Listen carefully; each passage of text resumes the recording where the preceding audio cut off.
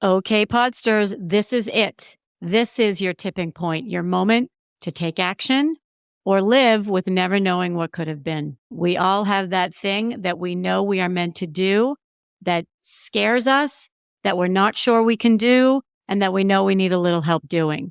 My Do the Thing Fall Retreat is happening October 13th through 15th in where else? Cape Cod, in the tranquil seaside town of Truro, where I've hand-selected a beach house for 9 like-minded women to get together and do the thing. You already know that there's a life waiting for you on the other side of this thing. And this powerful, intimate 2.5-day workshop is exactly what you need. If you don't do it now, you probably never will. Don't live with regret. Do the thing. Click the link, fill out the very brief application. Let's hop on a call because I want to make sure it's the right fit for you. Together, let's do the thing. Hey, Podsters, it's Nancy Medoff and Beth Knaus, here to change the conversation around women in confidence with actionable tools, real-life stories, humor, kindness, and the occasional shenanigans. We are fired up. We are calling things as we see them, and we are not holding back. We have a bullshit button, and we're not afraid to use it.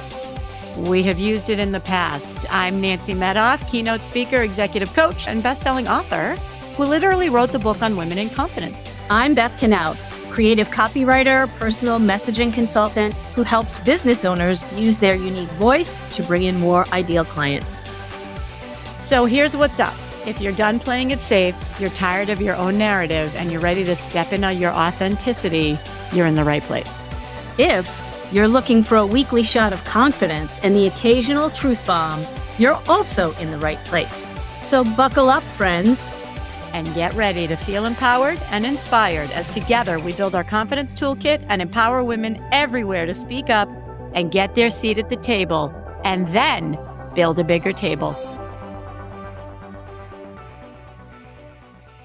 Hey, Nance. Hi, Beth. Super pumped to talk about this topic. And this is really interesting because, like, oftentimes I'll say, or actually, usually Beth will say, I have this idea for a podcast, and I'll be like, oh my God, I was just thinking about that. Or the opposite. Like, anyway, we're both hot on this topic. So, I think so. Woo! The topic is level up your network, although neither one of us really loves that word, but level up your network to level up your life. So, Beth, what do we mean by that? Well, Pretty deep. Yeah, we've had some conversations about who you surround yourself with and the power of that. And I'm going to go rogue here and say, I think a lot of the times we're drawn to people because we can help them, or we see that maybe they're struggling, and really what that struggle looks like, a struggle to us, is just like the status quo necessarily for them, which I totally honor and respect, but that also means that it might be different from yours. And should either of you be in each other's kind of core circle? Yeah. So it's interesting because what this means to me, and the way this kind of came to be, or one of the ways I thought about it, was when you think about who you're spending your time with. So you can call it your tribe, which, by the way, we're not supposed to say anymore. It's not PC to say tribe anymore. I don't know if our podsters know that. But your network, your posse, your gal pals, whatever. So when you look at who you're spending your time with, you want to look at, are they helping me to level up? And at the same time, it's not always about you. And along the way, you should be leveling other people up. Mm-hmm. So in the context of what you just said, it was, so for example, I'm a coach or a trainer, and my inclination is to want to help people. So oftentimes I'll surround myself with people I can help. So then who helps me? So who helps me level up? And I was really thinking about this and thinking about, without sounding Machiavellian, make strategic choices about who you are spending time with and who you are giving your energy to. Because, you know, if you keep hanging out with the same 5, 6, 7, 8 people, you're going to stay there. And that might be fine. That might be great. Awesome. Great. And also, if you want to level up, you need to be taking a look at who is going to help you get to that next level. Yes. Yeah. And I think this is tough, right? I think this is definitely tough on the female side of things because, and I'm going to go back to this thing that as a parent, I didn't struggle with, but I know other parents did. This whole, well, you have to invite your whole class to the birthday party. Well, but do you? I mean, and this is the same thing. This isn't really a matter of politeness, right? It's a matter of who can you propel? Who's propelling you? And as a bonus, who's a really good person that you propel each other? And can you get a couple of those? Right? Yes, I love that. And again, I'm afraid I'm going to sound like negative Nancy. I just made that up. What happens when you help each other and then one of you reaches that next level or reaches that next, I don't like the word level, but reaches that next phase in their, let's say phase in their career and their journey. What happens then? I think it's difficult. I think it's difficult because, I was just on a guest on a podcast and I really love the Seasons, Reasons, Lifetime. And if there's anybody out there that doesn't know what that means, there's an old saying that goes like this, that people come into your life for a season, a reason, or a lifetime. And I really like that because it helps me feel better about if I move on or if somebody I, was hanging with or working with, if they kind of ghost me or if they move on, like, okay, we were with each other for a season or a reason. Maybe it was a project, maybe it was, who knows, maybe it was where we were living or whatever the case may be. And that kind of makes me feel better. Right. And at the same time, I think, like you just said, it's hard for women to take that step and kind of extricate themselves or move on. Why do you think that is? Well, I think it's totally about we don't want to hurt anyone's feelings. We worry about what people think of us. Will we look like a bitch? All of those things. And, at the end of the day, I mean, one of my favorite things that my older daughter said to me was, you know what, Mom, someone's got to be the bitch or else nothing gets done.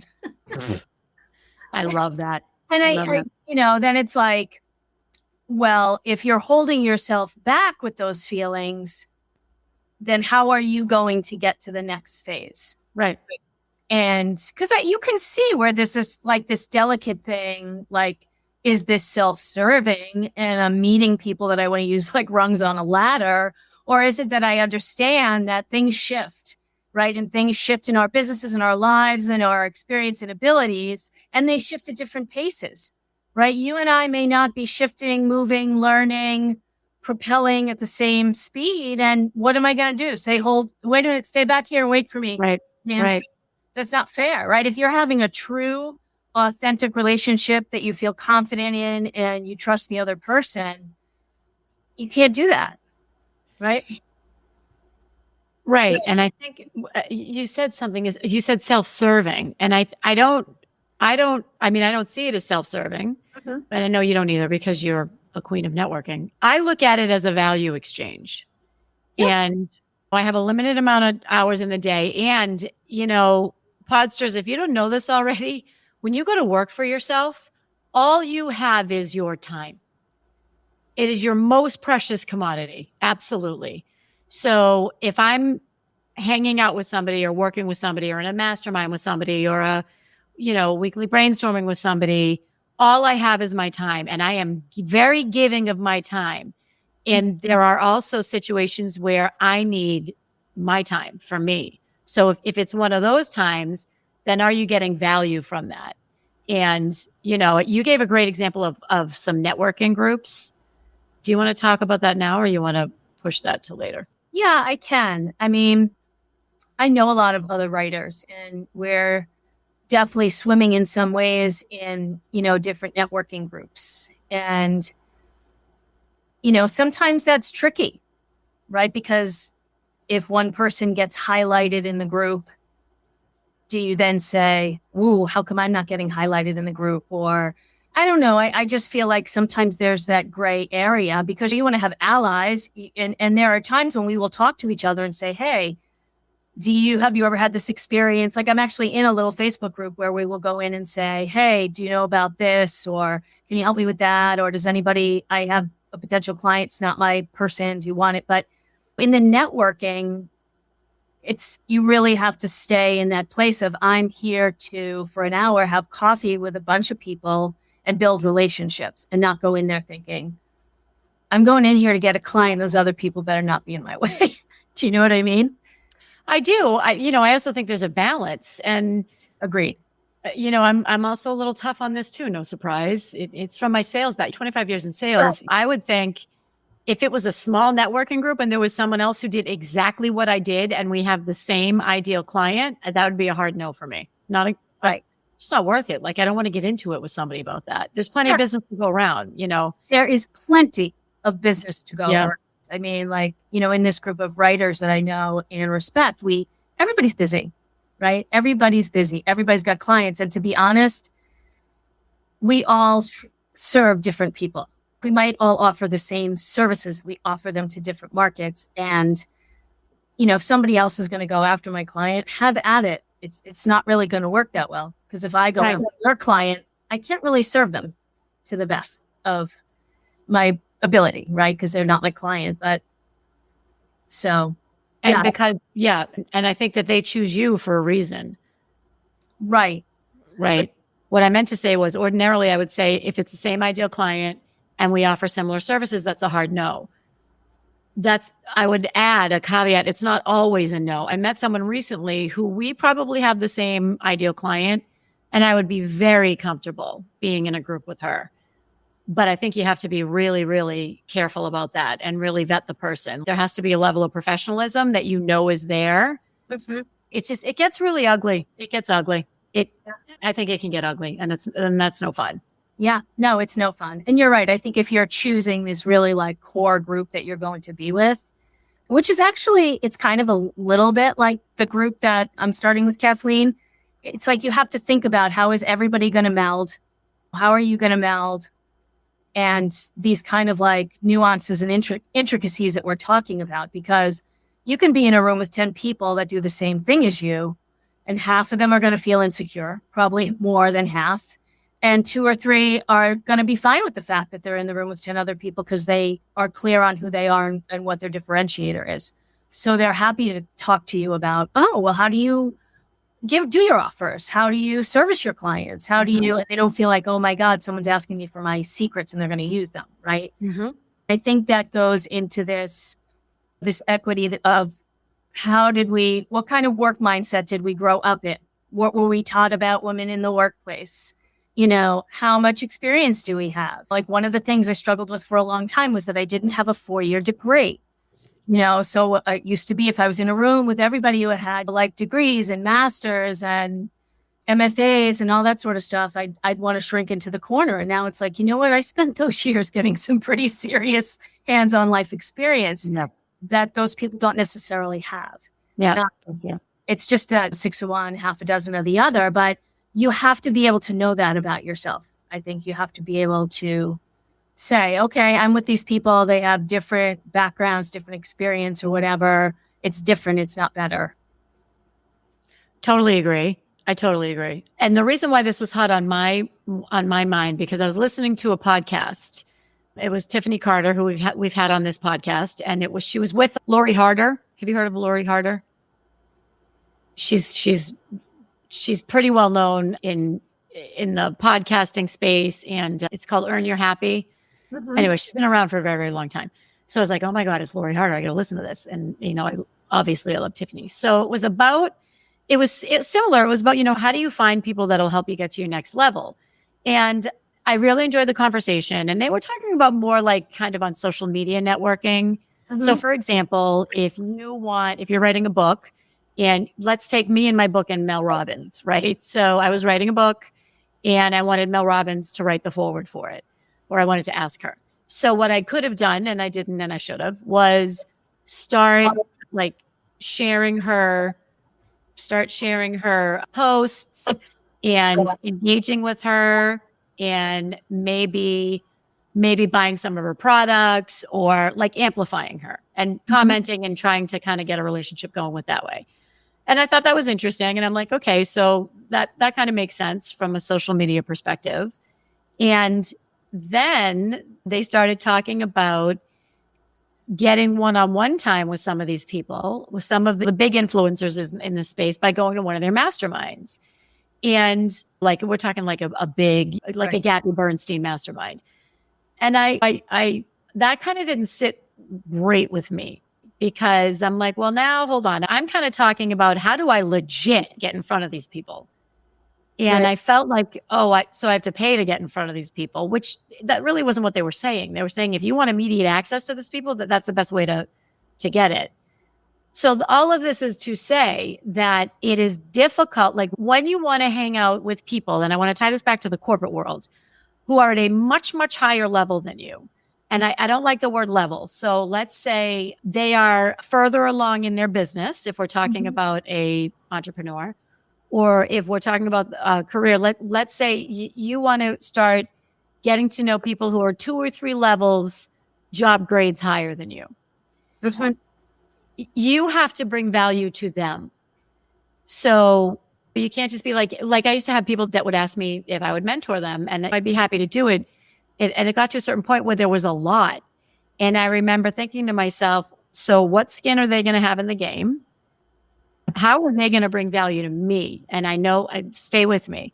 So for example, are they young and in their 20s, and they're going to help me understand how people in their 20s think, right? Of course, I want to bring them along, and of course, I want to help them.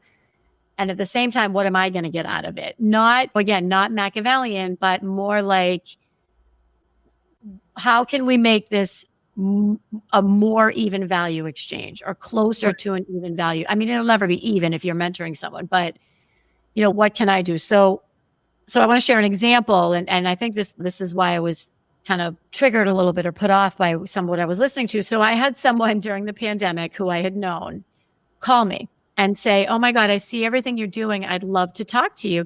And I knew her from my old company. Right. Can we talk to you? And I said, sure. So we set up a call. We got on the phone. She picked my brain for 45 minutes and then said, okay, awesome. Well, let's keep in touch. I mean, I felt like a drive-by brain picking. Like I felt like I had been violated.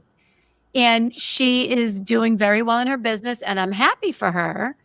And I remember thinking to myself, it's a very slippery slope. So when you want to get in front of the right people, and I say right with air quotes, the right people for you, how are you making sure that you have some value that you could give to them? It could be anything. It could be, can I introduce you to my network? I have 4,000 followers on LinkedIn. Can I introduce you to some of them? Or can I help promote your book? Or whatever the case may be. There has to be a little bit of value. I'm going to pause a minute because I feel like I'm going down a rabbit hole. Okay. Yeah, I feel like there's a lot of branches off of the trunk of this topic. I was all over there. Yeah, I was all over the place. Yeah, a lot to unpack there. Yes, very much so. And this is like creating strategic relationships, right? But it's not like you're doing it in some sneaky, shallow way. It's like other people are looking for this too. And I think this is the difference, right?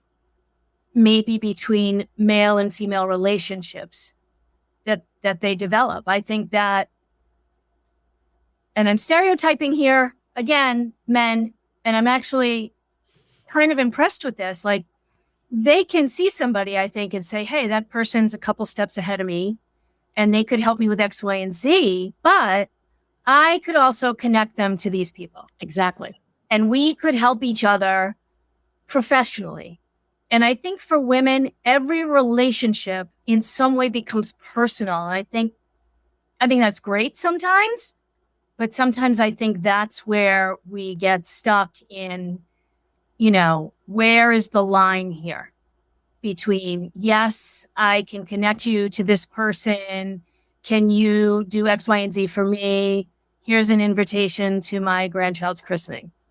Like, do you know what I mean? It doesn't have to. It's okay to have relationships where they are and for what they're doing, as long as it's an equal respect and acceptance of that. Do you think? I totally see your point, and I'm going to very respectfully disagree. Okay. Because that's what we do best. Very, very respectfully disagree. Because I have been burnt many times in the past with getting too casual or too friendly with a business partner, some kind of business partner, either someone that I was paying or someone that was paying me, or when I was in the corporate world, someone who reported to me or someone I reported to. And at the end of the day, so let's take boss employee. Okay. Let's, because this is a great example because this happens a lot in my coaching. They're not your boss. They're not your friend. They're your boss. Right. I think we're saying the same thing. Oh. So, but I must have not said it clearly enough. I'm saying that it's okay to have these relationships that strictly remain professional and business. But I think sometimes for women, it is hard for us, and we let them become more personal or casual, and they don't always work out that way, which is what you're saying too, is that sometimes you can get burned because, Yeah, I'm saying it's not hard for me anymore because I got burned and because I now have very, very clear boundaries. And I have had people in my business who have invited me to things and wanted to get a little more personal, and I'm not available for that. It's just something that I'm not willing to do because it will almost always end badly. Almost always.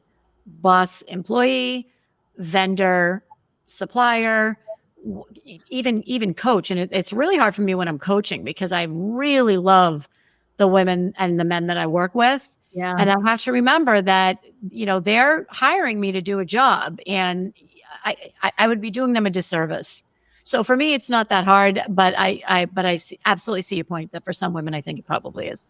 Yeah. And I totally get that. I mean, I feel like when I'm working with somebody for a long time and they go through like the messaging process, it's like I see under their arms, right? They answer a lot of vulnerable questions and we get to know each other, but somewhere there's got to be that line, right? Of you're hiring me right now and we need to keep this professional situation going.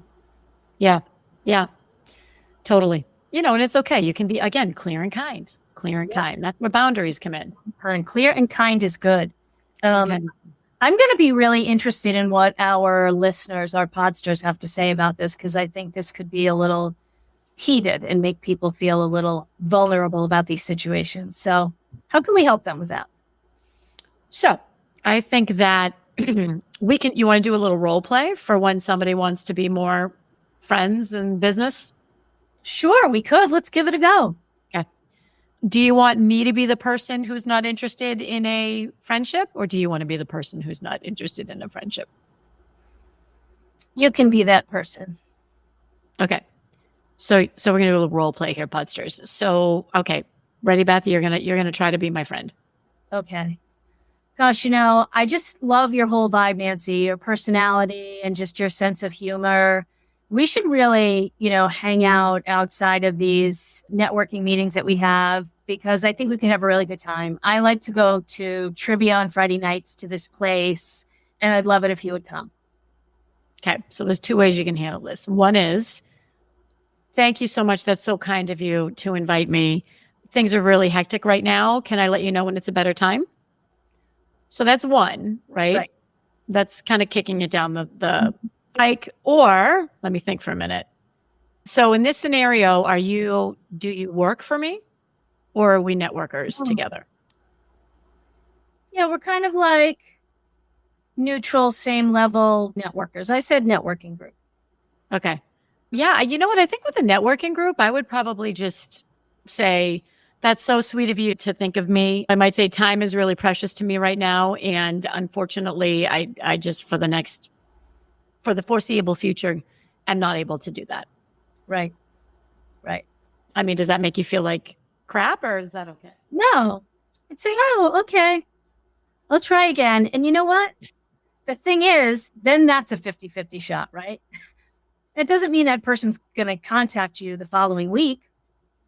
Right? They may never ask again because maybe they won't. And so it's polite, kick it down the pike, right? And if it is ever a better time, you'll let them know. Yeah, I think it's more along the lines of, for me, when it's somebody that is on my team.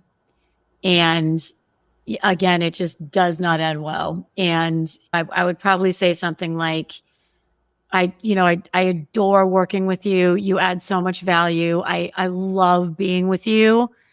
It's really important to me that I keep the separation of work and my personal life very separated. I hope your feelings aren't hurt. I'm gonna have to just make sure that we keep our relationship business. Right. It's like the "it's not you, it's me" dating line. Mm-hmm. Right. Well, yeah. Mm-hmm. Not you, it's me. Yeah. But in a true and authentic way. But yeah, so I think the point is, it's okay to say no.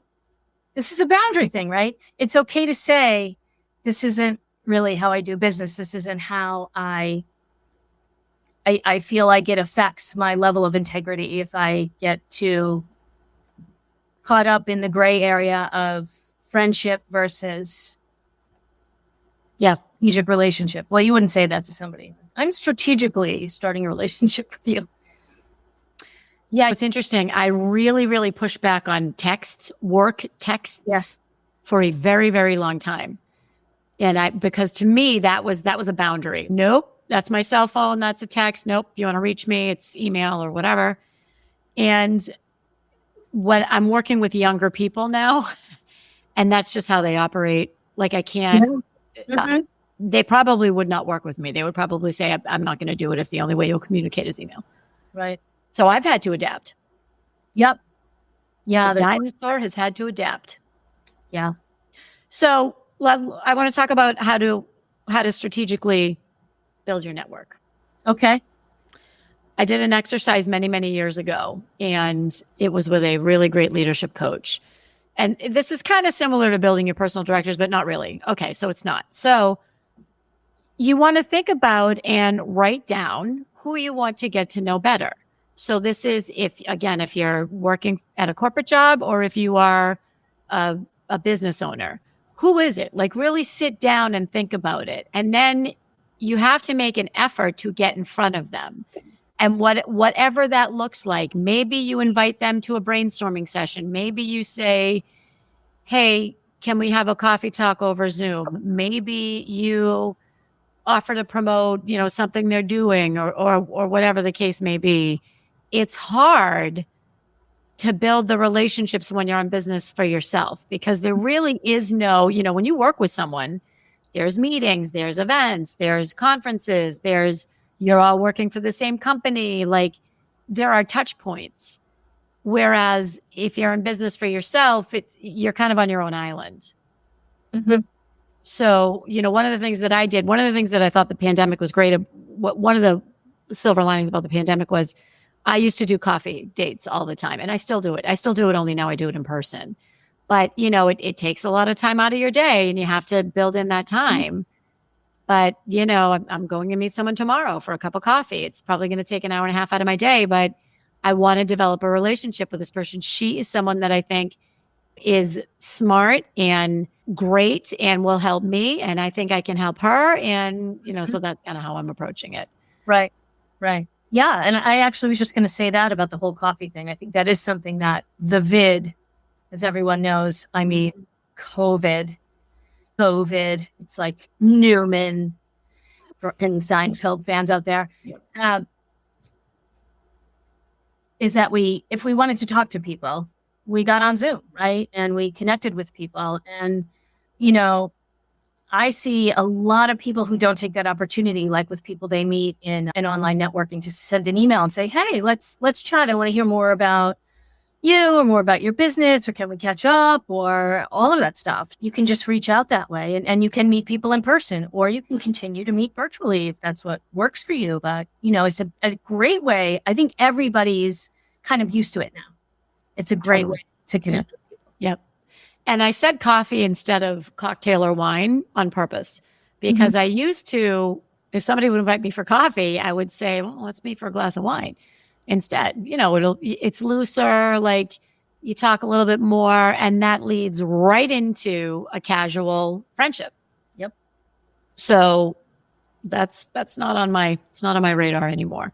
Right. As a first date, if you will, but maybe down the road. But coffee. Yeah. Yeah. How else would you recommend networking, Beth? How else would I recommend networking is choosing the right group for you. I mean, there are a lot of groups that have, really kind of soft, flexible boundaries, and that's great. And they serve their purpose. But I'm actually starting a chapter with our dear friend Kathleen Lawson of the Women's Business League in the Mansfield, Massachusetts area. And they just have some really wonderful ways of setting boundaries and how their program works. There's flexibility, but it's with healthy limitations. Like in our group, for instance, you could have a seat per industry. But then what they do is each chapter has mix and mingle events where anybody from any chapter can come and meet each other. They have monthly online meetings where everybody from every chapter can come on if they wish to. And then they have things for chapter leaders. They have live events that are open to everybody. So although you're really with your hive, right, with these people, you also get exposed to everyone in the whole organization. And so it's nice. It's nice because you're not grasping. It's not diluted. You're not like, oh, I just met 5,000 people. It's like, okay, my focus is these 12 or 15 in my hive, really. And we get to kind of not pick. I don't want to say pick, but you want to have women that have like this vibe that they're going to help each other grow and all these things that we're talking about. And so, yeah, I'm really looking forward to that. So we're having a launch party August 7th, which is a Monday. And where is that? Is that in Mansfield? It's at Conrad's in Foxborough. Great. Awesome. Link is in the show notes. Yep. Yep. And a link to not only the event, but also to the networking website. Of course, yeah, like an application, but you just go in and give some information and see if there's a group that there's space for you in. That's great. That's great. And if you're not from Boston South Shore, can you virtually join that group, your group? You can't join our group, but there is one group called The Circle that sometimes when people are waiting for a seat in a specific group that they could be in person at or in an area, they can join The Circle and be online. Great. Love it. And for our Corpsters, I feel like we talked a lot about business owners. Same thing, write down a list of the people that you want to get in front of. I actually call it forensic networking, and it's one of the tools I use with my one-on-one coaching clients. If anybody, you know what? I'll link it. I'll link it in the show notes. So, and it's a little forensic. You really don't need to use my tool. You can just grab a Post-it or a cocktail napkin and just make a list of people that you want to get in front of and commit to yourself that you're going to get in front of them with something of value for them. Mm-hmm. With just anything of value for them, just something, there's got to be something. And when you do that and then maintain the relationship, all of a sudden you're in the network that you want to be in. Like it happens when you're intentional about it and purposeful about it. You will one day wake up not long after you start, maybe 6 months after you start, and you're surrounded by the people that you want to be surrounded by. So it works is what I would say. Excellent. Excellent. All right. That's a wrap. That's a wrap, Nance. Peace out. Peace out.